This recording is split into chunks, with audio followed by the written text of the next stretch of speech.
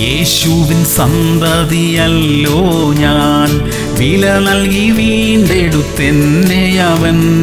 ലോകത്തിനോ അന്ധകാരത്തിനോ അധീനനല്ല ഞാനിനിമേൽ.